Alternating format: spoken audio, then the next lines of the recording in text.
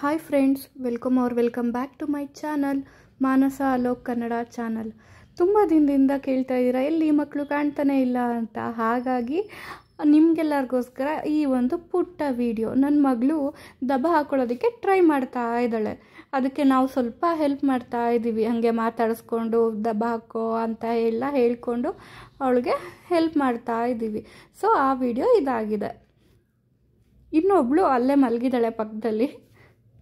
ಅವಳು ಕೂಡ ಅರ್ಧಂಬರ್ಧ ತಿರುಗ್ತಾಳೆ, ಫುಲ್ ತಿರ್ಗೋದಕ್ಕಾಗ್ತಾ ಇಲ್ಲ. ಬಟ್ ಇವಳು ತುಂಬ ಸತಿ ತಿರುಗಿದಾಳೆ, ಆದರೆ ಫ್ರೀಕ್ವೆಂಟ್ಲಿ ಮಾಡ್ತಾ ಇಲ್ಲ ಅಷ್ಟೇ.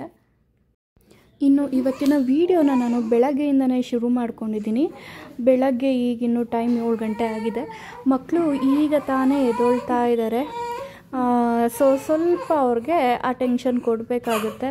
ಯಾಕಂದರೆ ಇನ್ನೂ ಎದ್ದೇಳ್ತಿರೋದ್ರಿಂದ ಸ್ವಲ್ಪ ಮೂಡ್ ಅಷ್ಟೊಂದು ಚೆನ್ನಾಗಿರಲ್ಲ. ಫಸ್ಟ್ ನಾವು ಅವ್ರಿಗೆ ಗುಡ್ ಮಾರ್ನಿಂಗ್ ಹೇಳಿ ಅವ್ರ ಮೂಡನ್ನ ಫ್ರೆಶ್ ಮಾಡಿ ಅವ್ರನ್ನ ನಗಿಸಿ ಆಟ ಆಡಿಸಿ ಆಮೇಲೆ ಮುಂದಿನ ಕೆಲಸ ಮಾಡ್ಕೋಬೇಕಾಗತ್ತೆ. ಹಾಗಾಗಿ ಫಸ್ಟ್ ಇವಳನ್ನ ಎತ್ಕೊಂಡು ಕೂತಿದ್ದೀನಿ. ಇವಳು ಬೇಗನೆ ಎದ್ಬಿಡ್ತಾಳೆ ನೋಡಿ. ಅವಳನ್ನು ಕೂಡ ತೋರಿಸ್ತಾ ಇದ್ದೀನಿ. ಎಲ್ಲಿ ಚಿಕ್ಕ ಪಾಪು ಕಾಣ್ತಾನೆ ಇಲ್ಲ, ಎಲ್ಲಿ ಹೋಗಿದ್ದಾಳೆ ಅಂತ ತುಂಬ ಜನ ಕೇಳ್ತಾ ಇದ್ರಿ. ಅದಕ್ಕೋಸ್ಕರ ಇವಳನ್ನೇ ಫಸ್ಟ್ ತೋರಿಸ್ತಾ ಇದ್ದೀನಿ. ಎಲ್ಲೂ ಹೋಗಿಲ್ಲ, ಯಾಕಂದರೆ ಅವಳದು ಸ್ವಲ್ಪ ಆ್ಯಕ್ಟಿವಿಟಿ ಕಮ್ಮಿ ಮತ್ತು ಕೇರ್ಫುಲ್ಲಾಗಿ ಹ್ಯಾಂಡ್ಲ್ ಮಾಡಬೇಕಾಗಿರೋದ್ರಿಂದ ಅಷ್ಟು ವೀಡಿಯೋಗಳಲ್ಲಿ ನಾನು ಅವಳನ್ನ ತೋರಿಸೋದಕ್ಕೆ ಹೋಗೋದಿಲ್ಲ ಅಷ್ಟೇ. ಇನ್ನು ಹೇಳಬೇಕು ಅಂದರೆ ಇಬ್ಬರೂ ಒಟ್ಟಿಗೆ ಬೆಳಗಿನ ಟೈಮು ಬಿಡ್ತೀನಿ. ಯಾಕಂದರೆ ಇಬ್ಬರು ಮೂಡ್ ಫ್ರೆಶ್ ಆಗಿರೋದ್ರಿಂದ ಅಕ್ಕಪಕ್ಕ ಮಲಗಿಸಿದ್ರೆ ಸ್ವಲ್ಪ ಬಾಂಡಿಂಗ್ ಬರುತ್ತೆ ಅಂತ ಇಬ್ರಿಗೂ. ಯಾಕಂದರೆ ಲೈಫ್ ಲಾಂಗ್ ಇಬ್ಬರು ಒಟ್ಟಿಗೆ ಬೆಳಿಬೇಕಾಗುತ್ತೆ. ಅದಕ್ಕೋಸ್ಕರ ನಾನು ಇಬ್ಬರೂ ಸ್ವಲ್ಪ ಹೊತ್ತು ಒಟ್ಟಿಗೆ ಬಿಡ್ತೀನಿ. ಅವರು ಕಿತ್ತಾಡ್ಕೊಳ್ತಾರೋ ಒಡೆದಾಡ್ಕೊಳ್ತಾರೋ ಅದು ಅವ್ರಿಗೆ ಬಿಟ್ಟಿದ್ದು. ಸ್ವಲ್ಪ ಬಾಂಡಿಂಗ್ ಬರಲಿ ಅಂತ. ಮುಂಚೆ ಆದರೆ ದೊಡ್ಡವಳು ಸ್ವಲ್ಪ ಇವಳನ್ನ ಚಿಕ್ಕವಳನ್ನ ನೋಡಿದ್ರೆ ಒಂಥರ ಮುಖ ಸಿಂಟ್ರಿಸೋದು, ಆ ಕಡೆ ನೋಡೋದು, ಇವಳು ಯಾರೋ ಬಂದುಬಿಟ್ಟಿದ್ದಾಳೆ ಅಂತ ಅಂದ್ಕೊಳ್ಳೋದು, ಆ ಥರ ಎಲ್ಲ ಮಾಡ್ತಾಯಿದ್ಲು. ಬಟ್ ಇವಾಗ ಆ ಥರ ಎಲ್ಲ ಏನೂ ಮಾಡೋದಿಲ್ಲ. ಇವಳನ್ನೇನಾದರೂ ಪಕ್ಕ ಮಲಗಿಸಿದ್ರೆ ಅವಳು ಇವಳನ್ನ ಕೈ ಹಿಡ್ಕೊಂಡು ಅಲ್ಲಾಡಿಸ್ತಾ ಇರ್ತಾಳೆ. ಕಾಲು ಮುಟ್ಟೋದು, ಕೈ ಮುಟ್ಟೋದು, ತಲೆ ಮುಟ್ಟೋದು ಇದೆಲ್ಲ ಮಾಡ್ತಾಳೆ. ಹಾಗಾಗಿ ಸ್ವಲ್ಪ ಚೇಂಜಸ್ ಆಗ್ತಾ ಇದೆ. ಈಗ ಅಷ್ಟೊಂದು ಹೇಟ್ ಮಾಡೋದಿಲ್ಲ, ಮುಖ ಸಿಂಡ್ರಿಸೋದಿಲ್ಲ, ಖುಷಿಯಾಗಿ ನೋಡ್ತಾಳೆ. ಹತ್ತಿರ ಕರ್ಕೊಂಬಂದರೆ ಏನಿದು ಯಾರೋ ಬಂದಿದ್ದಾರಲ್ಲ ಅನ್ನೋ ಥರ ಟ್ರೀಟ್ ಆಗುತ್ತೆ. ಒಟ್ಟಿನಲ್ಲಿ ಇಬ್ಬರೂ ಒಟ್ಟಿಗೆ ಬಿಡೋದ್ರಿಂದ ನಮಗೂ ನೋಡೋದಕ್ಕೂ ಒಂದು ಖುಷಿ. ಇವಳು ಚಿಕ್ಕವಳಂತೂ ಅವಳಿಗೆ ದೊಡ್ಡವಳಿಗೆ ಗಿಂಟೋದು, ಹೊಡಿಯೋದು ಏನೇನೋ ಮಾಡ್ತಾ ಇರ್ತಾಳೆ. ಹೇಳೋದಕ್ಕಷ್ಟೇ ಚಿಕ್ಕವಳು ಅಂತ, ಬಟ್ ಇವಳದೇ ಆ್ಯಕ್ಟಿವಿಟಿ ಎಲ್ಲ ಜಾಸ್ತಿ ಇರೋದು. ಕಿತಾಪತಿ ಮಾಡೋದು ಅಷ್ಟೇ ಗೊತ್ತೇ ಆಗಲ್ಲ. ಹಂಗೆ ನಿಧಾನಕ್ಕೆ ಹೋಗ್ಬಿಟ್ಟು ಅಕ್ಕಂಗೆ ಗಿಂಟ್ಬಿಟ್ಟು ಬಂದುಬಿಟ್ಟಿರ್ತಾಳೆ. ದೊಡ್ಡವಳು ಮಾಡೋದು ಅಂದರೆ ಅವಳದು ಮಾಡೋದು ಗೊತ್ತಾಗುತ್ತೆ, ಕಿರ್ಚ್ಕೊಂಡು ಕೂಗಾಡ್ಕೊಂಡು ಮಾಡ್ತಾಳೆ. ಇವಳು ಮಾಡೋದು ಗೊತ್ತೇ ಆಗಲ್ಲ, ಆ ಥರ ಇರುತ್ತೆ. ಒಂಥರ ನೋಡೋದಕ್ಕೆ ಖುಷಿಯಾಗಿರುತ್ತೆ. ಸೊ ಚಳಿ ಆಗ್ತಿರೋದ್ರಿಂದ ಇಬ್ರಿಗೂ ಒದಿಸ್ತಾ ಇದ್ದೀನಿ. ಆದರೆ 1 ಸೆಕೆಂಡ್ ಕಾಲ ಮೇಲೆ ಬೆಡ್ಶೀಟ್ ಹಾಕೋದಕ್ಕೆ ಬಿಡೋದಿಲ್ಲ. ಇಬ್ಬರು ಆಟ ಆಡಬೇಕು ನೋಡಿ. ಅವಳು ಕೂದಲು ಕೆಳಗಡೆ ಬರೋದೇ ಇಲ್ಲ, ತುಂಬ ಸ್ಮೂತಾಗಿದೆ ಅವಳು ಕೂದಲಂತೂ. ಎಷ್ಟು ಅದು ಬಗ್ಸೋದಕ್ಕೆ ಟ್ರೈ ಮಾಡಿದ್ರೂ ಹಾಗೆ ಮೇಲಕ್ಕೆ ಎತ್ಕೊಳ್ತಾ ಇರುತ್ತೆ. ಇನ್ನು ದೊಡ್ಡವಳಿಗಂತೂ ಕೂದಲು ತುಂಬಾ ಉದ್ದ ಬೆಳೆದ್ಬಿಟ್ಟಿದೆ. ಅವಳಿಗೆ ಪಾಪ ಹಿಂಸೆ ಆಗ್ತಾ ಇರುತ್ತೆ. ಕಿವಿಯೊಳಗೆಲ್ಲ ಹೋಗೋದು, ಕಣ್ಮೇಲೆ ಕೂತ್ಕೊಳ್ಳೋದು, ಈ ಥರ ಎಲ್ಲ ಆಗ್ತಾ ಇರುತ್ತೆ. ಸ್ವಲ್ಪ ನಾವೇ ಅವಾಯ್ಡ್ ಮಾಡ್ತೀವಿ. ನಾಳೆಯಿಂದ ಅಟ್ಲೀಸ್ಟ್ ಸ್ವಲ್ಪ ಒಂದು ಚಿಕ್ಕದಾಗಿ ಜುಟ್ಟು ಹಾಕೋಣ ಅಂತ ಅಂದ್ಕೊಳ್ತಾ ಇದ್ದೀನಿ. ಅವಳೇನಾದರೂ ಹಾಕಿಸ್ಕೊಂಡ್ರೆ ನಾಳೆಯಿಂದ ಹಾಕಬೇಕು ಜುಟ್ಟನ್ನ. ಸೊ ಮಾರ್ನಿಂಗ್ ಯಾವಾಗಲೂ ಇದೇ ಥರ ಇರುತ್ತೆ. ಅವ್ರನ್ನ ಎದ್ದೊಳಿಸಿ ನಾನು ಸ್ವಲ್ಪ ಚಾರ್ಜ್ ಆಗೋದಕ್ಕೆ ಸ್ವಲ್ಪ ಟೈಮ್ ಹಿಡಿಯುತ್ತೆ. ನಾನು ಆಗಿನೂ ಎದ್ದಿರ್ತೀನಲ್ಲ, ಹಾಗಾಗಿ ನಿಧಾನಕ್ಕೆ ಅವ್ರಿಗೆಲ್ಲ ಆಟ ಆಡಿಸ್ಕೊಂಡು ಎಕ್ಸಸೈಸ್ ಮಾಡಿಕೊಂಡು ಫಸ್ಟು ಅವ್ರದ್ದೇನೆಂದರೆ ನೀರು ಕುಡಿಸ್ತೀನಿ. ಒಂದು 2ರಿಂದ 3 ಟೀ ಸ್ಪೂನಷ್ಟು ಇಬ್ರಿಗೂ ನೀರು ಕುಡಿಸ್ತೀನಿ. ಸ್ವಲ್ಪ ಅವ್ರಿಗೂ ಬಾಯೆಲ್ಲ ಒಣಗ್ದಂಗೆ ಆಗಿರುತ್ತಲ್ಲ, ಅದೆಲ್ಲ ಕ್ಲಿಯರ್ ಆಗುತ್ತೆ. ಆಮೇಲೆ ಮುಂದಿನ ಕೆಲಸಗಳು. ಸೊ ಈ ಥರ ನಡೆಯುತ್ತೆ ನನ್ನದು ಲೈಫ್ ಬೆಳಗಿನ ಹೊತ್ತು. ಇನ್ನು ನಾನು ಇವಳನ್ನ ಇಷ್ಟೋ ತನಕ ಎತ್ಕೊಂಡಿದ್ದೆ ಅಂತ ಅವಳು ನೋಡಿಕೊಂಡು ಸ್ವಲ್ಪ ಬೇಜಾರು ಮಾಡ್ಕೊಳ್ತಾ ಇದ್ದಾಳೆ. ಅವಳಿಗೆ ಒಂಥರ ಹೊಟ್ಟೆ ಕಿಚ್ಚು ನಾನು ಅವಳನ್ನ ಎತ್ಕೊಂಡ್ರೆ. ಹಾಗಾಗಿ ಅವಳನ್ನ ಮಲಗಿಸ್ಬಿಟ್ಟು ಇವಾಗ ದೊಡ್ಡವಳನ್ನ ಎತ್ಕೊಳ್ತಾ ಇದ್ದೀನಿ. ಬಾರೆ ಅಂದರೆ ಸಾಕು ಎದ್ದೊಳಕ್ಕೆ ರೆಡಿ ಆಗಿಬಿಡ್ತಾಳೆ, ಕೂತ್ಕೊಂಡ್ಬಿಡ್ತಾಳೆ. ಸುಮ್ಮನೆ ಕೈ ಹಿಡ್ಕೊಂಡ್ರು ಸಾಕು ಅವಳೇ ಎದ್ದು ಕೂತ್ಕೊಂಡ್ಬಿಡ್ತಾಳೆ ಬರೋದಕ್ಕೆ. ಅಷ್ಟು ಇದು ಮಾಡ್ತಾಳೆ. ದಬ್ಬ ಹಾಕೊಳ್ತಾ ಇಲ್ಲ ಮಾತ್ರ, ಆದರೆ ಇವೆಲ್ಲ ಚೆನ್ನಾಗಿ ಮಾಡ್ತಾಳೆ. ನಿಂತ್ಕೊಳ್ತಾಳೆ, ಕೂತ್ಕೊಳ್ಳೆ ಅಂದರೆ ಕೂತ್ಕೊಳ್ಳಲ್ಲ. ಆರಾಮಾಗಿ ಕಾಲ ಮೇಲೆ ನಿಂತ್ಕೊಳ್ತಾಳೆ.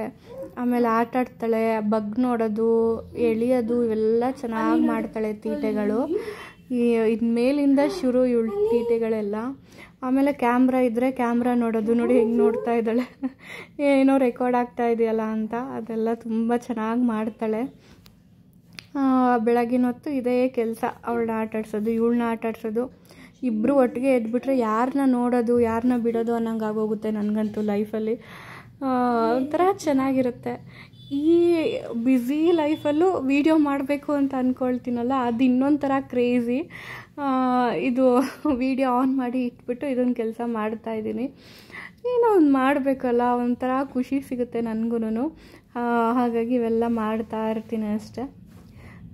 ಸೊ ನೀವು ತುಂಬ ಜನ ಕೇಳ್ತಾ ಇರ್ತೀರ ಮಕ್ಕಳು ವೀಡಿಯೋಗಳು ಹಾಕಿ ಅಂತ. ಅದಕ್ಕೋಸ್ಕರ ಒಂದು ಚಿಕ್ಕದಾಗಿ ಒಂದು ವೀಡಿಯೋ ಮಾಡಿದೆ ಅಷ್ಟೆ, ಅವ್ರು ಹೇಗಿರ್ತಾರೆ ಏನು ಅಂತ. ಇನ್ನು ತುಂಬ ಜನ ಕೇಳ್ತಾ ಇರ್ತೀರ, ಯಾಕೆ ನಿಮ್ಮ ಮಕ್ಕಳು 6 ತಿಂಗಳಾಯಿತು ಅಂತೀರಾ, ಇನ್ನೂ ದಬ್ಬ ಹಾಕೊಳ್ಳೋದಿಲ್ವಾ ಏನು ಅಂತ. ಇಲ್ಲ, ಅವರು ಪ್ರೀಮೆಚ್ಯೂರ್ ಆಗಿರೋದ್ರಿಂದ ಸ್ವಲ್ಪ ಲೇಟ್ ಅಂತ ಹೇಳಿದ್ದಾರೆ ಡಾಕ್ಟ್ರು. ನಮಗೂ ಕೂಡ ಅದೇ ಲೇಟ್ ಆಗ್ತಾ ಇದೆ. ಅದೇ ಇನ್ನೂ 1 ತಿಂಗಳು ಟೈಮ್ ಇದೆ, ಅಷ್ಟರೊಳಗಡೆ ದಬ್ಬ ಹಾಕೋಬೇಕು. ಈಗಾಗಲೇ ದೊಡ್ಡವಳು 90% ಮಾಡ್ತಾಳೆ, 10% ಅಷ್ಟೇ ರೋಲ್ ಆಗೋದು ಬಾಕಿ ಇದೆ. ಸೊ ಅದನ್ನು ಬೇಗ ಮಾಡ್ತಾಳೆ ಇನ್ನೊಂದು ತಿಂಗಳಲ್ಲಿ. ಚಿಕ್ಕವಳದೇ ಸ್ವಲ್ಪ, ಅವಳದು ವೆಯ್ಟ್ ಕಮ್ಮಿ ಇರೋದ್ರಿಂದ, ತಲೆ ವೆಯ್ಟ್ ಜಾಸ್ತಿ ಇದೆ, ಬಾಡಿ ವೆಯ್ಟ್ ಕಮ್ಮಿ ಇರೋದ್ರಿಂದ ಅವಳಿಗೆ ಸ್ವಲ್ಪ ಏನು ಆ್ಯಕ್ಟಿವಿಟಿ ಮಾಡೋದಕ್ಕೂ ಸ್ವಲ್ಪ ಕಷ್ಟ ಆಗ್ತಾಯಿದೆ. ನಮಗೂ ಗೊತ್ತಾಗುತ್ತೆ ಅದು. ಸೊ ಏನೋ ರೆಡಿ ಮಾಡಬೇಕು. ಅದಕ್ಕೋಸ್ಕರನೇ ಈ ವೆಯ್ಟ್ ಗೇನ್ದು ಇದೆಲ್ಲ ನಾನು ಶುರು ಮಾಡ್ಕೊಂಡಿರೋದು. ಮಗುಗೆ ಈ ಸರಿ ತಿನ್ನಿಸೋದ್ರಿಂದ ಬಹಳ ಬೇಗ ವೆಯ್ಟ್ ಗೇನ್ ಆಗ್ತಾರೆ ಅಂತ ಡಾಕ್ಟ್ರು ಕೂಡ ಹೇಳಿದ್ರಿಂದ ನಾನು ಇದನ್ನು ಪ್ರಿಪೇರ್ ಮಾಡಿಕೊಂಡು ತಿನ್ಸೋಕ್ಕೆ ಶುರು ಮಾಡಿದ್ದೀನಿ. ಬೆಳಗ್ಗೆನೇ ಇದನ್ನು ಬ್ರೇಕ್ಫಾಸ್ಟ್ ಥರ ಒಂದು ಫುಲ್ ಪವರ್ ಪ್ಯಾಕ್ ಆಗಿರುವಂಥ ಬ್ರೇಕ್ಫಾಸ್ಟ್ ಕೊಡ್ತೀನಿ ಮಕ್ಕಳಿಗೆ. ಇದು ತಿನ್ನೋದ್ರಿಂದ ಒಂದು 2-3 ಅವರ್ ಹೊಟ್ಟೆನೇ ಹಸಿಯೋದಿಲ್ಲ, ಆರಾಮಾಗಿರ್ತಾರೆ. ಹಾಗಾಗಿ ಇದನ್ನು ಫಸ್ಟಿಗೆ ತಿನ್ನಿಸ್ಬಿಡ್ತೀನಿ ಬೆಳಗ್ಗೆ ನೀರು ಕೊಟ್ಟಾದಮೇಲೆ. ಆಮೇಲೆ ಸ್ನಾನ ಮಾಡಿಸಿ ಕೆಳಗಡೆ ಕರ್ಕೊಂಡು ಹೋದ್ಮೇಲೆ ಮಿಕ್ಕಿದ್ದು ತಿಂಡಿ ಏನು ಮಾಡ್ತೀನಿ ಅದನ್ನು ಕೊಡ್ತೀನಿ.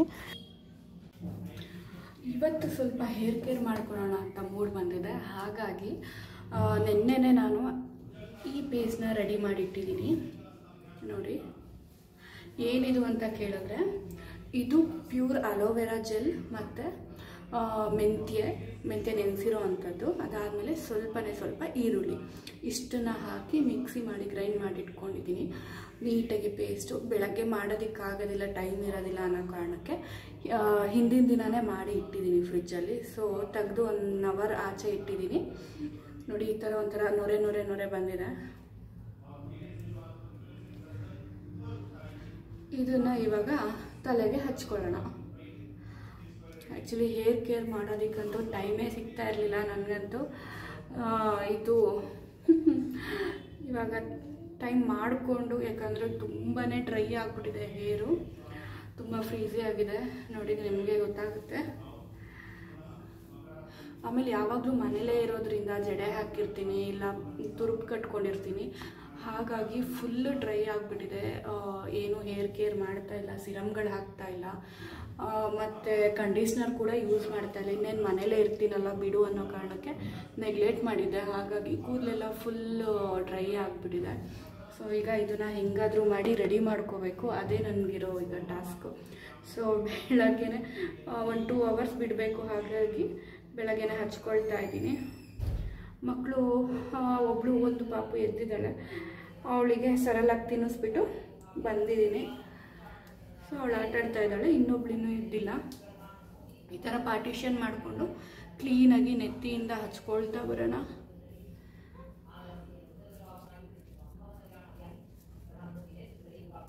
ಆ್ಯಕ್ಚುಲಿ ಇದು ತುಂಬ ಕೂಲ್ ಅನಿಸುತ್ತೆ. ಮೆಂತ್ಯನೂ ಸ್ವಲ್ಪ ಕೂಲ್ ಆಗಿರೋದ್ರಿಂದ, ಮತ್ತು ಇನ್ನು ಅಲೋವೆರಾ ನಿಮಗೆ ಗೊತ್ತು ಎಷ್ಟು ಕೂಲಿಂಗ್ ಏಜೆಂಟ್ ಇರುತ್ತೆ ಅದರಲ್ಲಿ ಅಂತ. ತಲೆಗೆ ಹಚ್ಚಿದ ತಕ್ಷಣ ಫುಲ್ಲು ತಣ್ಣಗಾಗ್ತಾ ಇದೆ. ಇದು ಸ್ವಲ್ಪ ಡಸ್ಟೆಲ್ಲ ಕೆಳಗಡೆ ಬೀಳುತ್ತೆ, ಕೆಳಗಡೆ ಏನಾದರೂ ಹಾಕ್ಕೊಂಡ್ಬಿಟ್ಟು ಮಾಡ್ಕೊಳ್ಳೋದು ಒಳ್ಳೆಯದು.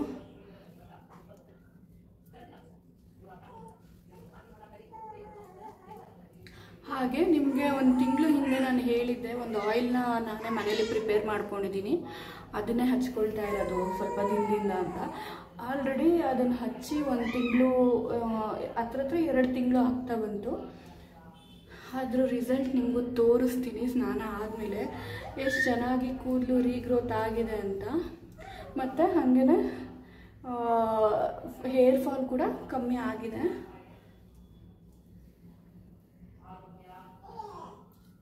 ಅದು ನಾನು ಈಗ ಹಚ್ತಿರೋ ಆಯಿಲ್ ಅಲ್ಲ, ಮುಂಚೆಯಿಂದನೂ ಹಚ್ತಿದ್ದೆ. ಬಟ್ ಸ್ವಲ್ಪ ದಿನ ಕೆಲಸ ಅದು ಇದು ಅಂತ ಹೇಳಿ ನಾನು ಕೆಲ್ಸಕ್ಕೆ ಹೋಗೋಕ್ಕೆ ಶುರು ಆದಮೇಲಿಂದ ನಾನು ಬಿಟ್ಬಿಟ್ಟಿದ್ದೆ. ಯಾಕಂದರೆ ಆಗ್ತಿರ್ಲಿಲ್ಲ ಎಲ್ಲ ರೆಡಿ ಮಾಡ್ಕೊಳ್ಳೋದಕ್ಕೆ ಅಂದ್ಬಿಟ್ಟು. ಸೊ ಇವಾಗ ತುಂಬ ಹೇರ್ ಫಾಲ್ ಆಗ್ತಿದ್ದರಿಂದ ವಿಧಿ ಇಲ್ದೇ ಹಚ್ಚೋಣ ಅಂತ ಹೇಳಿ ರೆಡಿ ಮಾಡಿಕೊಂಡೆ. ಹಚ್ತಾ ಇದ್ದೀನಿ. 1.5 ಅದೇ ಹೇಳಿದ್ನಲ್ಲ 2 ತಿಂಗಳಾಯಿತು ಹತ್ರ. ತುಂಬ ಚೆನ್ನಾಗಿ ರಿಸಲ್ಟ್ ಬಂದಿದೆ. ಮತ್ತು ಕೂದಲು ಕೂಡ ವೇಗವಾಗಿ ಬೆಳೀತಾ ಇದೆ. ಸೊ ತಲೆಗೆ ಸ್ನಾನ ಆದಮೇಲೆ ನಿಮಗೆ ತೋರಿಸ್ತೀನಿ ಎಷ್ಟು ಚೆನ್ನಾಗಿ ರೀಗ್ರೋತ್ ಆಗಿದೆ ಅಂತ.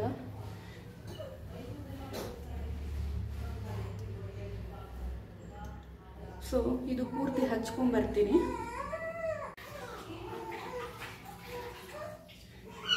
ಈ ಥರ ಕೂದಲಿಗೆಲ್ಲ ಕ್ಲೀನಾಗಿ ಹಚ್ಕೊಂಡಿದ್ದೀನಿ.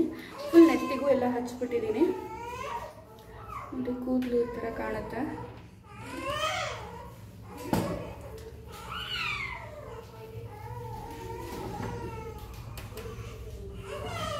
ಪಾಪು ಎದ್ದು ಹೇಳೋದಕ್ಕೆ ಶುರು ಮಾಡಿದ್ದಾಳೆ. ಈ ಕೈ ಅರ್ಧಂಬರ್ಧ ಬಿಟ್ಟು ಹೋಗೋದಕ್ಕೂ ಆಗೋದಿಲ್ಲ, ಅಳ್ತಾ ಇರ್ತಾಳೆ. 1-2 ನಿಮಿಷ ಹೋಗ್ಬಿಡ್ತೀವಿ. ಸೊ ಈ ಥರ ನೀಟಾಗಿ ಹಚ್ಕೊಂಡು ಒಂದು 2 ಅವರ್ಸ್ ಅಥವಾ 1.5 ಅವರ್ ಬಿಟ್ಬಿಟ್ಟು ನೀಟಾಗಿ ತಲೆಗೆ ಸ್ನಾನ ಮಾಡ್ಕೊಂಬಂದರೆ ಆಯಿತು. ಯಾವುದೇ ಶಾಂಪೂ ಅಥವಾ ಏನೂ ಹಾಕೋದೇನು ಬೇಡ. ಯಾಕಂದರೆ ಇದರಲ್ಲಿ ಏನು ಆ ಥರ ಜಿಡ್ಡ ಇರುವಂಥ ಅಂಶ ಏನಿರಲ್ಲ. ಸೊ ನೀಟಾಗಿ ನೀರಿಂದನೇ ತಲೆಗೆ ಸ್ನಾನ ಮಾಡ್ಕೊಂಬಂದ್ರೆ ಆಯಿತು. ಒಂದು ಬನ್ ಹಾಕ್ಬಿಡೋಣ. ಇದಕ್ಕೆ ಇವಾಗ ತಲೆಗೇನಾದರೂ ಕವರ್ ಮಾಡ್ಕೋಬೇಕು, ಇಲ್ಲಾಂದರೆ ಬಗ್ದಾಗೆಲ್ಲ ಮಕ್ಕಳ ಮೇಲೆ ಬಿದ್ದೋಗ್ಬಿಡುತ್ತೆ.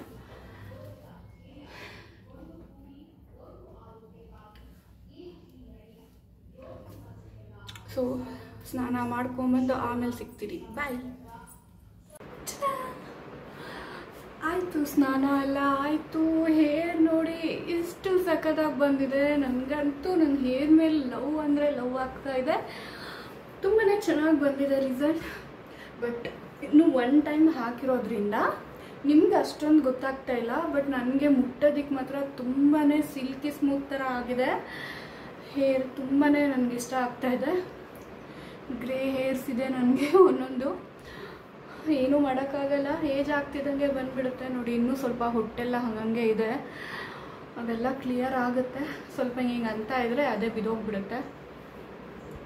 ಇದು ಆ್ಯಕ್ಚುಲಿ ಇನ್ನೂ ಶೈನ್ ಯಾವಾಗ ಆಗುತ್ತೆ ಅಂದರೆ, ಇವತ್ತು ತಲೆಗೆ ಸ್ನಾನ ಮಾಡಾದ್ಮೇಲೆ 1 ದಿನ ಬಿಟ್ಟು ಆಯಿಲ್ ಅಪ್ಲೈ ಮಾಡಿ ಮತ್ತು ಮಾರನೇ ದಿನ ತಲೆಗೆ ಸ್ನಾನ ಮಾಡ್ಕೊಳ್ಳಿ. ತುಂಬಾ ಚೆನ್ನಾಗಿ ಬಂದಿರುತ್ತೆ ರಿಸಲ್ಟು. ಟ್ರೈ ಮಾಡಿ, ಮರಿಬೇಡಿ. ಇನ್ನೊಂದು ಸತಿ ನೆನಪಿಸ್ತೀನಿ ನಾನು ಏನೇನು ಹಾಕಿದ್ದೀನಿ ಅಂದರೆ, ಒಂದು ಅಲೋವೆರಾ, ಫ್ರೆಶ್ ಆಗಿರೋವಂಥ ಅಲೋವೆರಾ ಗಿಡನ ತೊಗೊಂಬಂದು ಮೇಲ್ಗಡೆ ಇರೋ ಸಿಪ್ಪೆನೆಲ್ಲ ಕ್ಲೀನಾಗಿ ತೆಗೆದು ಸೈಡಲ್ಲಿರೋ ಎಡ್ಜಸ್ ಎಲ್ಲ ತೆಗೆದು ಬರೀ ಅದರೊಳಗೆ ಇರೋ ಲೋಳೆ ಮಾತ್ರ ಹಾಕಬೇಕು. ಅದು ಆಮೇಲೆ ಒಂದು 3 to 4 ಅವರ್ಸ್ ನೆನೆಸಿರೋ ಅಂಥ ಮೆಂತ್ಯ 1 ಟೀ ಸ್ಪೂನಷ್ಟು, ಅದು ಆಮೇಲೆ ಒಂದು ಅರ್ಧ ಹೋಳಷ್ಟು ಈರುಳ್ಳಿ, ಇಷ್ಟನ್ನ ಹಾಕಿ ಕ್ಲೀನಾಗಿ ಗ್ರೈಂಡ್ ಮಾಡಿಕೊಂಡು ಅದನ್ನು ಅಪ್ಲೈ ಮಾಡ್ಕೊಳ್ಳಿ. ಅದೆಲ್ಲ ಸೋಸೋದಕ್ಕೆಲ್ಲ ಏನು ಹೋಗಬೇಡಿ. ಅದು ಹೊಟ್ಟೆಲ್ಲ ಇದ್ದರೆ ತುಂಬಾ ಒಳ್ಳೆಯದು. ಅದನ್ನು ಅಪ್ಲೈ ಮಾಡಿ 2 ಅವರ್ಸ್ ಆದಮೇಲೆ ತಲೆಗೆ ಸ್ನಾನ ಮಾಡ್ಕೊಂಡು ಬಂದಿದ್ದೀನಿ. ಸೊ ನೋಡಿ ಶೈನ್ ನಿಮಗೆ ಗೊತ್ತಾಗ್ತಾ ಇದೆ ಅನಿಸುತ್ತೆ. ತುಂಬಾ ಚೆನ್ನಾಗಿ ಬಂದಿದೆ.